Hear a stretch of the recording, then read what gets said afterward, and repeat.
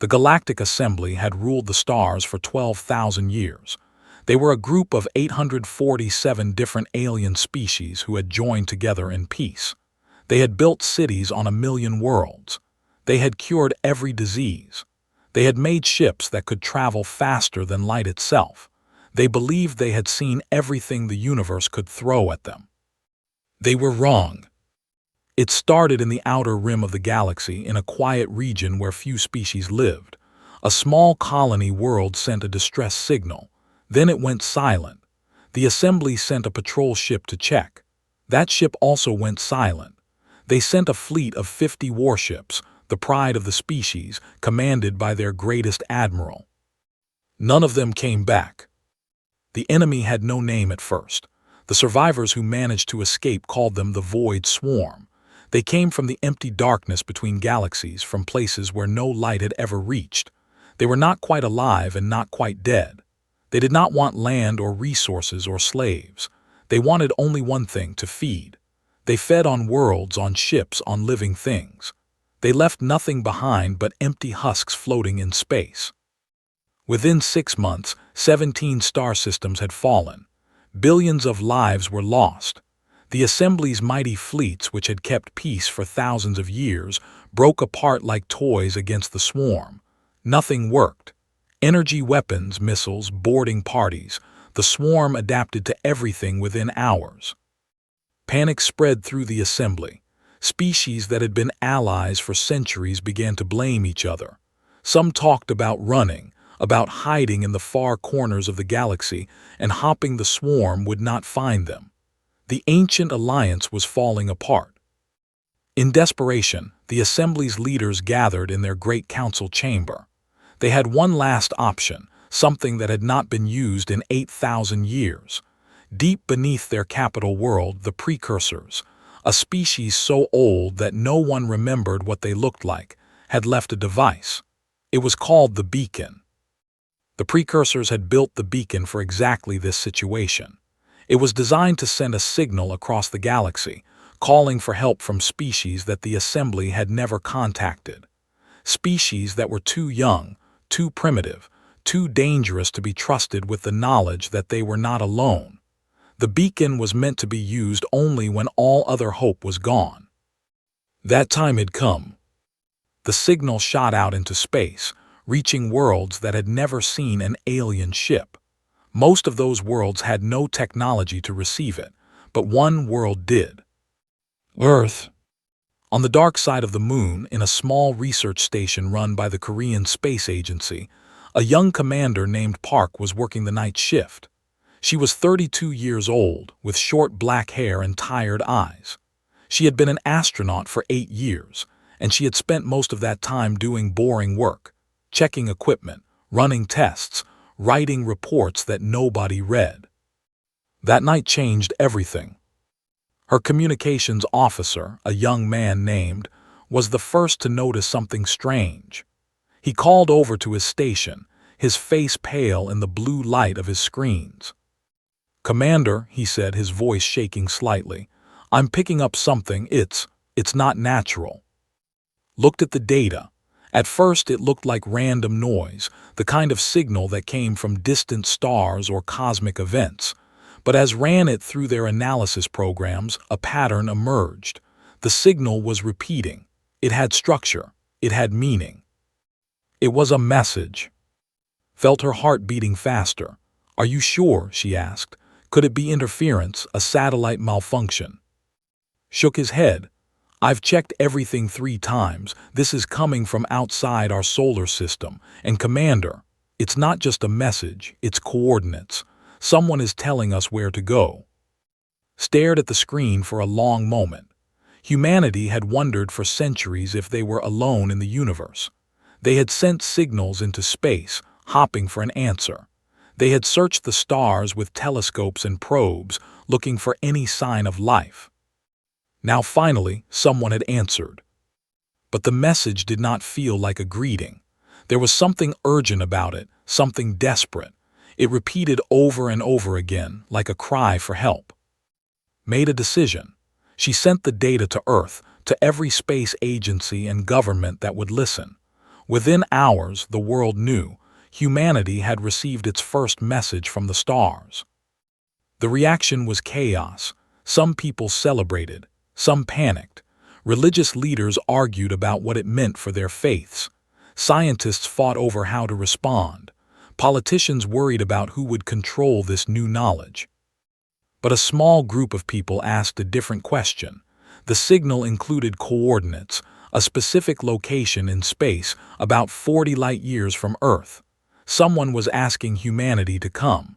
The question was, should they go? Many said no, it could be a trap. Humanity was not ready.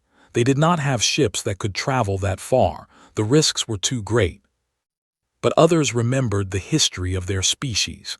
Humans had always been explorers. They had crossed oceans in wooden boats, not knowing what they would find. They had climbed mountains that everyone said could not be climbed. They had walked on the moon and sent robots to Mars. Fear had never stopped them before. 3 years later, humanity launched its first interstellar ship. It was called the Persistence, and it carried 200 volunteers who knew they might never see Earth again. Commander Park, who had first detected the signal, was chosen to lead them. As the ship prepared to leave, looked back at Earth one last time. The blue planet hung in the darkness, small and fragile and beautiful. She thought about everyone she was leaving behind, her family, her friends, everything she had ever known. Then she turned to face the stars. "Take us out," she said. The Persistence jumped to faster-than-light speed, and humanity took its first step into a galaxy that desperately needed them. They did not know what they would find. They did not know about the void swarm or the falling assembly or the billions of lives already lost. They only knew that someone had called, and they had chosen to answer. The cosmos had sent out a cry for help. It had hoped for a miracle. Instead, it got humanity. The Persistence dropped out of faster-than-light travel with a violent shudder that knocked half the crew off their feet. Warning lights flashed across every screen. The ship's hull groaned like a wounded animal. They had pushed the engines far beyond their limits, and everyone knew they were lucky to arrive in one piece. Captain Lee pulled herself up from the floor and looked out the main window. What she saw made her breath catch in her throat. A space station hung before them, larger than anything humanity had ever built. It stretched across the darkness like a metal mountain, covered in lights of every color. Hundreds of ships surrounded it, ships of shapes and sizes that no human had ever imagined. Some were smooth and silver. Some looked like they were made of crystal. Some seemed to be alive, their hulls moving and breathing like skin. And beyond the station, visible even from this distance, was a battlefield. The broken remains of thousands of ships drifted in the void. Some were still burning. Could see the scars of energy weapons and the twisted metal of explosions. Whatever was happening here, it was not going well. "We are being scanned," reported, his voice tight with nerves. "Multiple sources. They know we are here." Nodded slowly. She was a small woman, only 160 centimeters tall, with a scar across her jaw from an accident years ago. She did not look like a hero, but her eyes were calm and her hands were steady on the controls. "Open a channel," she said. "Let them know we come in peace." The response came within minutes. A voice spoke in perfect Korean, translated by technology far beyond anything Earth possessed. "Human vessel, you have answered the beacon. Proceed to Docking Bay 7. The assembly awaits." The crew exchanged nervous looks. This was the moment they had traveled 40 light-years for. Commander Park, who had given up her rank to join this mission, stood beside. "Whatever happens," said quietly, "we represent everyone back home. All of humanity is watching through us." Smiled grimly, no pressure. The docking process was smooth, guided by the station's automated systems. When the airlock opened, led her senior officers into the station. The corridors were massive, built for beings much larger than humans. The air smelled strange, not bad but alien, filled with scents that human noses had never encountered. A group of aliens waited for them at the end of the corridor. had tried to prepare herself for this moment, but nothing could have prepared her for the reality. One of them was made entirely of crystal, light flowing through its body like blood. Another looked like a giant insect, with 6 arms and compound eyes that reflected everything around it. A third was a cloud of glowing particles that somehow held together in a shape that might have been a face. The crystal being stepped forward. When it spoke, its voice rang like bells. "I am High Commander of the Forces and Military Leader of the Galactic Assembly. You are the humans." It was not a question. Straightened her spine and met his gaze, if a being made of crystal could be said to have a gaze. "I am Captain Lee of the Earth vessel Persistence. We received your signal. We came to help." A sound passed through the assembled aliens. It might have been laughter. His crystal body flickered with colors that seemed to express doubt. "Help," he repeated. "You came to help. Tell me, human, what do you know of the Void Swarm?" "Only what we observed on our way here," admitted. "The battlefield outside, the destroyed ships, something terrible is happening." Something terrible. Moved closer, towering over the small human captain. "The Void Swarm has destroyed 43 star systems. They have killed more beings than your entire species has ever produced. Our greatest fleets, built over thousands of years, have been swept away like dust. And you come in one small ship with primitive technology, with bodies so fragile that a slight change in temperature could kill you, and you offer to help." The other aliens shifted. Some seemed amused. Others seemed angry at the waste of time. A few simply seemed curious about these strange, soft creatures from an unknown world. "Did not back down. We know we are not strong," she said. "We know our technology is simple compared to yours, but we did not come here because we thought it would be easy. We came because you asked. And where we come from, when someone asks for help, you answer." Her tactical officer stepped forward. He was a tall man with sharp eyes and a quick mind. He had spent the entire journey studying every piece of data they could gather about the swarm and the Assembly's failed battles. "High Commander," he said, "with respect, we have been analyzing your combat footage. We noticed some patterns. Your tactics are very direct." Light flickered dangerously. "Direct. We use the finest military strategies developed over 12,000 years." "Yes," agreed. "And every battle looks almost exactly the same. You form your fleets into large formations. You advance toward the enemy. You try to overwhelm them with firepower. When that fails, you retreat and try again with a bigger fleet. It is the honorable way to wage war." Glanced at, she nodded for him to continue. "The swarm has learned your patterns," said. "They know exactly what you will do before you do it. They have adapted to every weapon you use, but they have never seen our weapons. They have never faced our tactics. They do not know how humans fight." "And how do humans fight?" asked, his tone somewhere between mockery and genuine curiosity. Answered, "We fight dirty. We fight unfair. We lie, we cheat, we hide, we ambush. We do whatever it takes to survive. Honor is a luxury for species who have never faced extinction." She paused, then added, "We have faced extinction many times. We are still here." The chamber fell silent.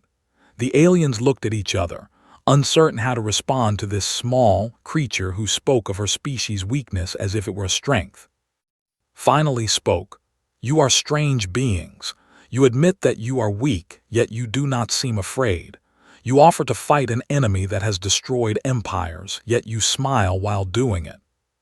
"Fear does not help anyone," said, "and we smile because we have been waiting for this our whole lives. We always wondered what was out there in the stars. Now we know. It is a war and you need soldiers." She spread her hands. "Here we are." Was quiet for a long moment. Then his crystal body rang with a new tone, one that sounded almost like respect. "Very well, humans. You will have your chance to prove yourselves. But understand this. The Void Swarm has never been defeated. Every species that has faced them has either fled or died. If you stay and fight, you will likely die with the rest of us." Looked back at her crew. She saw fear in their eyes, but also determination. They had known the risks when they volunteered. They had known they might never go home. She turned back to, "Then we will die fighting, but we will make sure the swarm remembers us." It was not a boast. It was a promise, and something in the way she said it made even the ancient beings of the assembly believe her. The humans had arrived. The real war was about to begin. The assembly gave humanity everything they asked for. Technology, materials, ships, weapons, all of it was provided with a mixture of hope and doubt. The alien leaders did not truly believe these primitive newcomers could make a difference. But they were desperate, and desperate beings will try anything. Human engineers surprised everyone. They did not try to understand the alien technology completely. They did not spend years studying the science behind it. Instead, they took it apart, figured out what it did, and started combining it with their own crude systems. The results were ugly, strange, and completely unpredictable. They worked like people possessed. They slept in shifts, ate standing up, and argued constantly about the best way to do things. The alien observers were confused by their methods. These humans did not seem to have a clear plan. They tried things, failed, argued some more, and then tried something else. It was chaos. But somehow, 6 months later, they had built a warship. The Defiance was not beautiful. It looked like someone had taken 3 different ships and forced them together with welding torches and prayers. Its weapons were a mix of human missiles and alien energy cannons. Its engines were held together with materials that should not have worked together. Engineers from a dozen species looked at it and said it would fall apart the moment it tried to fight. They were wrong. Lieutenant Commander O led the first real combat mission. She was 35 years old, with muscles earned from years of military training and eyes that had seen too much death. Before the beacon signal, she had been a Special Forces commander, trained to fight in the worst conditions Earth could offer. Now she was about to test those skills against something far worse. The target was an asteroid field in a system that the Assembly had given up on. The Void Swarm had taken it over, turning the asteroids into a nest where they bred more of their kind. Standard Assembly doctrine said to avoid such places. The swarm was too strong there, too deeply rooted. Better to focus on defending systems that could still be saved. Had other ideas. They do not expect ground forces, she told her team of 40 volunteers. They were packed into a small transport ship, wearing armor that mixed human designs with alien materials. Every species in this galaxy fights the swarm from space. They bomb from orbit, they shoot from a distance. Nobody has ever tried to go inside and fight them directly. Sergeant, a big man with hands like tools, checked his weapon for the 10th time. And why has nobody tried that? Because it is insane, said with a grim smile. The survival rate would be almost 0. No sane species would even consider it. The team was quiet for a moment. Then Corporal, a young woman who had been a sound engineer before volunteering for this mission, laughed softly. Good thing we are not sane. The others laughed too. It was not happy laughter. It was the sound of people who knew they might die and had decided to joke about it anyway. It was a very human sound. A young officer named had been assigned to observe the mission. He was supposed to report back to the Assembly about human combat methods. Now he sat in the corner of the transport, his crystal body dim with what might have been fear. He had seen the swarm up close. He had watched his own people die screaming. He could not understand why these soft creatures were so calm. The landing was rough. The transport crashed into one of the larger asteroids, its shields barely holding against the impact. Within seconds, the swarm knew they were there. Could see them through the windows, dark shapes moving across the surface, flowing like liquid toward the crashed ship. Go, go, go, she shouted. The team poured out of the transport, weapons firing. The swarm was everywhere, a mass of claws and teeth and hunger. They were fast, faster than anything had ever fought.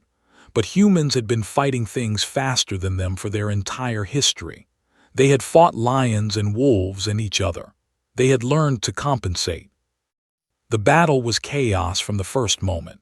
Standard weapons worked at first, cutting down the swarm creatures as they charged. But within minutes, the swarm adapted. Their bodies grew thicker, harder. The same weapons that had killed them before now barely slowed them down. "They are learning," transmitted to the fleet, his voice shaking. "They are adapting to human weapons just as they adapted to ours. This mission has failed. They should retreat." But the humans did not retreat. Threw down his rifle and grabbed a piece of mining equipment from the asteroid's abandoned station. It was a cutting laser, meant for slicing through rock. He turned it on the swarm, and the creatures screamed as the superheated beam carved through them. "They did not adapt to this," he shouted. "They have never seen this before." The others followed his lead. They grabbed anything they could find: drills, welding torches, chemical tanks. They turned the tools of miners into weapons of war. When one thing stopped working, they tried something else. When they ran out of ideas, they made new ones. Noticed something strange.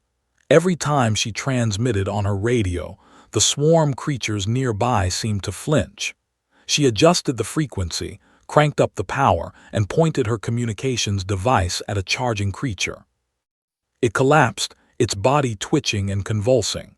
The sound waves were somehow disrupting it from the inside.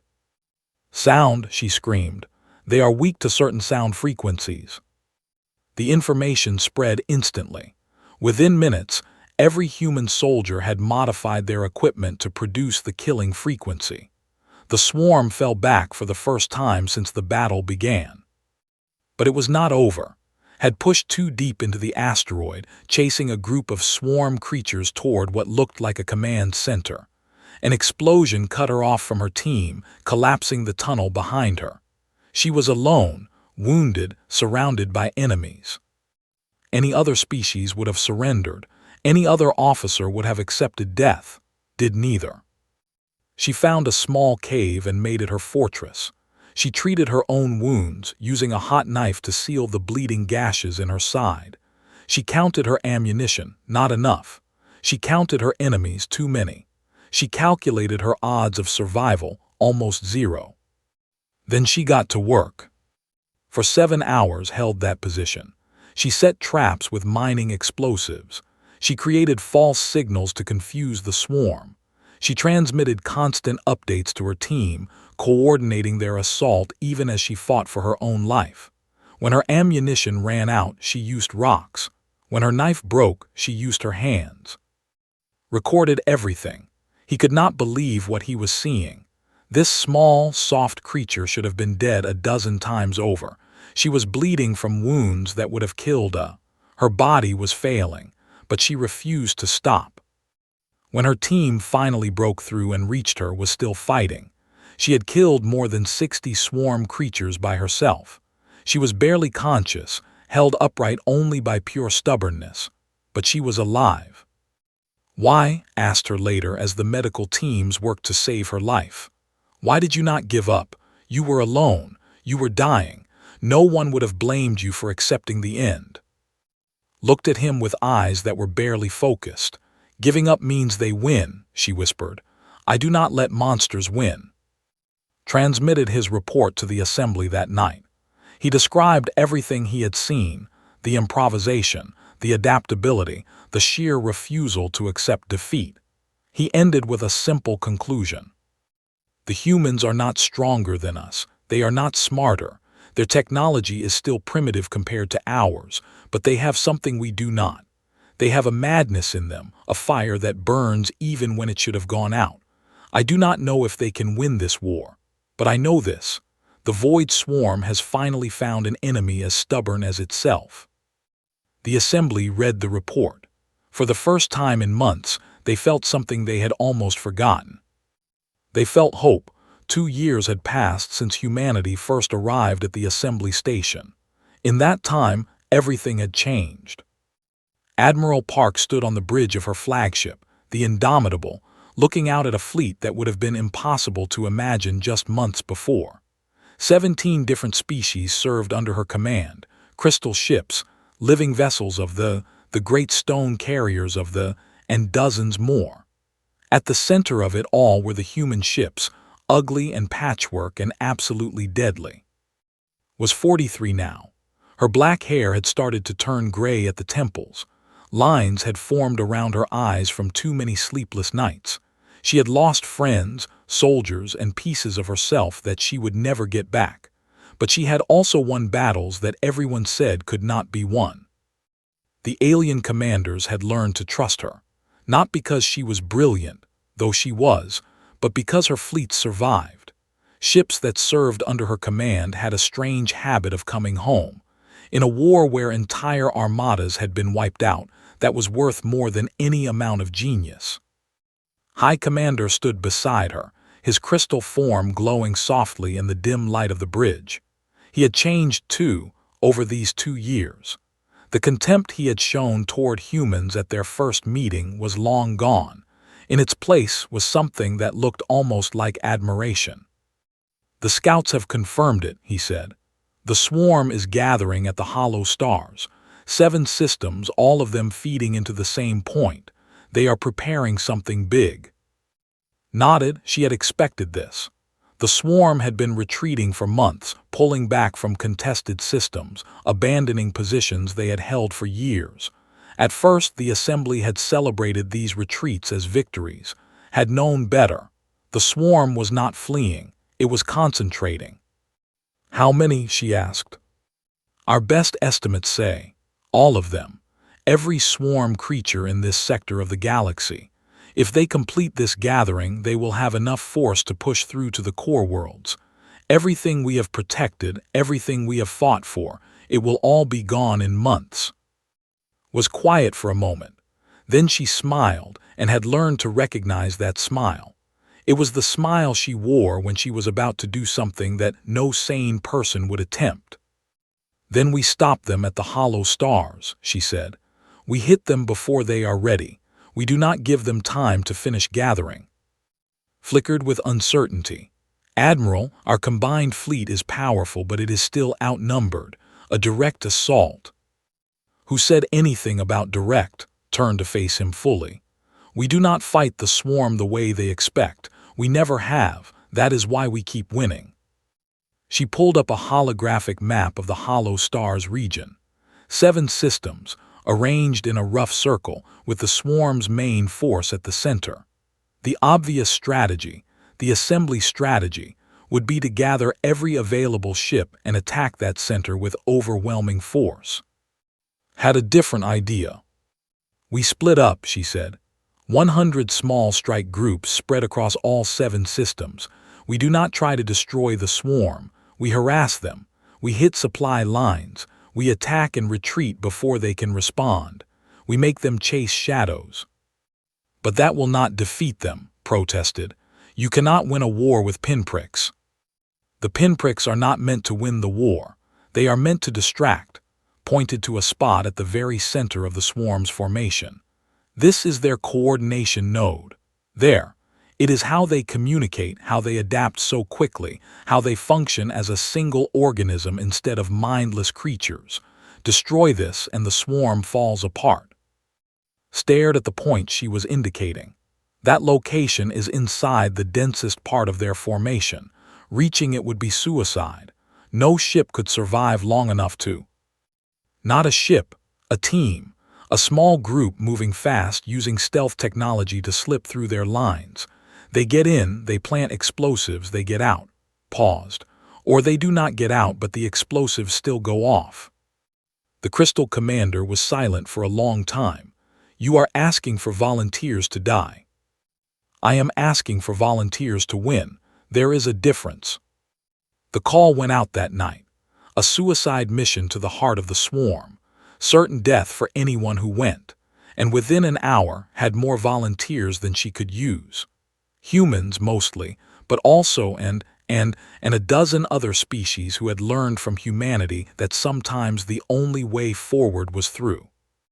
Captain was chosen to lead the mission. He had been with the fleet since the very beginning, since that first meeting at the assembly station. He had grown from a tactical officer into one of the most respected commanders in the combined forces. He was Also's friend. She tried to talk him out of it. She ordered him to let someone else go. He refused. "You taught me something, Admiral," he said, the night before the mission launched. They were standing in a quiet corner of the ship, sharing a bottle of rice wine that someone had managed to bring all the way from Earth. "You taught me that sometimes the right thing to do is the hard thing, the impossible thing, the thing that everyone says cannot be done." Looked at her old friend. She remembered him as a young officer, nervous and eager to prove himself. Now he was a man who had seen too much death and was about to add his own to the count. "You do not have to do this," she said quietly. "Yes, I do," took a drink and smiled. "Somebody has to show the galaxy what humans are made of. Might as well be me." The next morning, he led his team of 30 volunteers into the darkness. The battle that followed would become legend. Strike groups hit the swarm from every direction, attacking and vanishing before the enemy could respond. The alien fleet commanders, trained by humans over 2 years of war, had learned to fight dirty. They laid traps, created false signals, sacrificed small ships to destroy large ones. The swarm, for the first time in its existence, did not know where to look. And while chaos raged across 7 systems, his team slipped through the gaps. The journey took 18 hours. 18 hours of hiding, of holding their breath, of watching the swarm flow past them like a river of death. They lost 4 members before they even reached the coordination node, discovered, overwhelmed, fighting to the last breath to buy time for the others. When they finally reached this chamber, only 12 remained. Looked at his team. Some were human, some were alien. All of them knew they were not coming back. The chamber was sealed. Once they blew it open, the swarm would know exactly where they were. There would be no escape. "It has been an honor," he said simply. Then they attacked. The fight lasted 11 minutes. 11 minutes of desperate violence, of bodies and claws and weapons fire in close quarters. The swarm threw everything at them, but the team held long enough. Long enough for Corporal, the youngest member of the team, to reach this core. Long enough for her to activate the explosive strapped to her body. She was the last one alive when she pressed the button. The explosion tore through the coordination node like a sun being born. The shockwave rippled out through the swarm's network, severing connections that had existed for millions of years. Across 7 systems, swarm creatures suddenly stopped moving, confused, lost, unable to hear the voice that had always guided them. Admiral Park watched from her bridge as the enemy fleet fell into chaos. Ships that had moved with perfect coordination now drifted aimlessly, crashing into each other, firing at random. The swarm was not dead, but it was broken. "All ships," she said, her voice steady despite the tears running down her face. "Attack." The combined fleet surged forward. For the first time in the war, for the first time in the history of the Void Swarm, the enemy retreated. Not a tactical withdrawal, not a regrouping. A full, panicked retreat, scattering in every direction like animals fleeing a fire. The battle of the hollow stars was over, and humanity, strange, stubborn, impossible humanity, had won. That night sat alone in her quarters, holding the bottle of rice wine that had never finished. She thought about him, about all the others who had given everything. She thought about the families back on Earth who would never see their loved ones again. "We did it," she whispered to the empty room. "We actually did it." But even as she spoke, she knew the war was not over. The swarm had been broken, not destroyed. They would recover, adapt, return. There were still years of fighting ahead, years of sacrifice and loss and hard choices.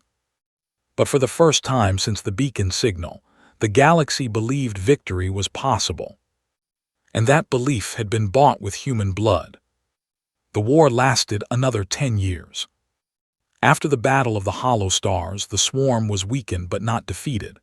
They retreated to the dark spaces between galaxies, licking their wounds, rebuilding their numbers, learning from their failures. And they came back again and again, smaller attacks at first, then larger ones. The galaxy had hoped for a quick end. Instead, they got a long, grinding struggle that tested every species in the assembly. But something had changed. The swarm had lost its greatest weapon, the fear it inspired in its enemies. Before humanity came, the mere appearance of swarm forces had caused entire systems to surrender without a fight. Now, defenders stood their ground. They used human tactics, human weapons, human stubbornness. They discovered that the monsters could be beaten. Admiral Park commanded the combined fleet through it all. She became a legend, not just among humans but across the entire galaxy. Songs were written about her in languages that humans could not pronounce. Children on 1,000 worlds learned her name before they learned to read. The small, gray-haired woman from Earth had become a symbol of hope for beings she could never have imagined. But legends have a cost. Watched friends die, species fall, worlds burn. She made decisions that haunted her dreams, sacrificing ships to save systems, abandoning people who could not be saved, sending young soldiers to deaths she knew were coming. The weight of command settled onto her shoulders and never lifted. She was 63 years old when the final battle came. The swarm had gathered one last time, deep in the void between galaxies.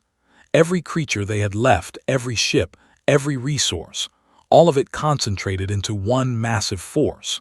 They meant to break through to the galaxy's core and end the war with a single, overwhelming strike. It was desperation, but desperate enemies were often the most dangerous. The assembly gathered its own fleet. Every species that could fight sent ships. Every world that could spare soldiers sent them. It was the largest gathering of military force in galactic history, and at its head stood humanity. Looked out at the fleet from her bridge. The Indomitable was old now, patched and repaired so many times that almost nothing original remained. Like its admiral, the ship had been worn down by years of war. But also like its admiral, it refused to give up. "All ships report ready," her communications officer said. A young man named Shin, barely 25 years old. He had been born after humanity first received the beacon signal. He had never known a world that was not at war. Nodded, she opened a channel to the entire fleet, a fleet of 100,000 ships, crewed by beings from every corner of the galaxy. "This is Admiral Park," she said. "In a few hours we will face the enemy for the last time. Some of you have been fighting this war since before I was born. Some of you joined yesterday. It does not matter. Today we fight together." She paused, looking at the stars, thinking about everyone who should have been here but was not. Who had died 3 years ago holding a planet long enough for civilians to evacuate. And thousands of others whose names filled the memorial walls back on Earth. 12 years ago, she continued, the galaxy sent a signal asking for help. They expected heroes. Instead, they got us humans. A young species, a primitive species, a species that fights and argues and makes the same mistakes over and over again. We were not what they wanted, but we were what they got. Across the fleet, crews of every species listened. Many of them had fought alongside humans for years. Many of them had lost comrades to the swarm. All of them knew that the next few hours would decide everything. "The swarm thinks this is their last chance," said. "They are right, but it is our last chance too. Our chance to end this war, to protect everyone who came before us, to make sure that the sacrifices of the dead were not wasted." Her voice hardened, becoming something closer to stone than flesh. "I am not going to promise you victory. I am not going to tell you that everything will be fine. War does not work that way. Some of us will die today, maybe most of us, maybe all of us, but I will tell you this, whatever happens we will face it together. Human and all the others, together." She took a breath. "So let us go out there and show them what that means. Let us show them what the galaxy looks like when it refuses to be afraid, when it stands up and says, 'Not today, not ever, not while we still draw breath.'" She closed the channel and turned to her crew. These people had followed her through hell. They had earned the right to see it through. "Take us in," she said. The battle lasted 6 hours. 6 hours of fire and death, of ships exploding, of lives ending in an instant. The swarm fought with the fury of a cornered animal, throwing everything they had at the fleet. Watched her forces take terrible losses, saw ships she had commanded for years torn apart, heard the final transmissions of captains she had trained. But the fleet held. It bent, it bled, but it did not break. The human ships were always at the front, drawing fire, creating openings for others to exploit. They died in numbers that would have made older commanders weep, but they never stopped advancing. And then slowly, the tide began to turn. The swarm's coordination, already damaged from years of fighting, started to fail. Their attacks became disorganized, sloppy. Ships that should have supported each other instead moved alone, easy targets for the combined fleet. The galaxy's forces pushed forward, tearing through enemy lines that had once seemed unbreakable. When the swarm's central command structure finally fell, destroyed by a strike force of human and ships working in perfect coordination, the remaining creatures scattered. They fled into the void, disappearing into the darkness between galaxies, leaving behind only the wreckage of their dreams. It was over. Did not celebrate. She sat on her bridge, surrounded by the silence of exhausted victory, and thought about everything it had cost. 3 million human soldiers had died in this war. 17 ships from Earth's fleet had been destroyed, and the toll on other species was even higher. Billions of lives, hundreds of worlds, wounds that would take generations to heal. But they had won. Against an enemy that had seemed invincible, against odds that had seemed impossible, the galaxy had fought back and survived. A month later, the victory celebration was held on the Assembly's capital world. Representatives of every species gathered in the Great Council chamber, the same chamber where Captain Lee had first faced all those years ago. Herself was there, old now, walking with a cane, but her eyes still sharp and her smile still dangerous. Admiral Park stood at the center of the chamber, wearing a simple uniform, looking uncomfortable with all the attention. She had never wanted to be a symbol. She had just wanted to do her job. "You called us primitives," she said, her voice carrying to every corner of the room. "And you were right. Our technology was crude, our short. We fight among ourselves constantly, and we make the same mistakes over and over again." She paused, looking at the assembled beings. Crystal and flesh, light and shadow, forms that human understanding. All of them watching her, waiting. "But that is exactly why we could help you. We are not wise enough to know when something is impossible. We are not old enough to be set in our ways. And we are not civilized enough to fight fair." A ripple of something passed through the assembly. Agreement, perhaps, or understanding. "The cosmos called for a hero," continued. "It got humanity instead. Stubborn, irrational, ridiculous humanity. We showed up late, unprepared, and completely out of our depth, and we won anyway."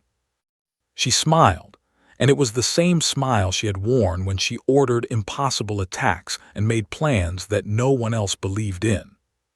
"That is what we do. We survive. We adapt. We refuse to give up especially when we should, and if the darkness ever returns." She looked toward the stars, toward Earth, toward the future that stretched out before them all. "We will be ready." The assembly erupted in sound, applause, cheers, cries in 100 languages. Beings who had once dismissed humanity as primitives now celebrated them as saviors. It was not the ending anyone had expected, but it was the ending they had earned. 100 years later, humanity held 17 seats on the Galactic Assembly. Human engineering had changed faster-than-light travel forever. Human medicine had helped 6 species live longer. Human art and music had spread to every corner of the galaxy. But the thing that truly changed the cosmos was not human technology or human culture. It was the idea that any problem could be solved, any enemy defeated, any darkness overcome, if you were stubborn enough, clever enough, and crazy enough to try. The precursors had left the beacon to call for help in the galaxy's darkest hour. They got humanity, and the cosmos was never the same again.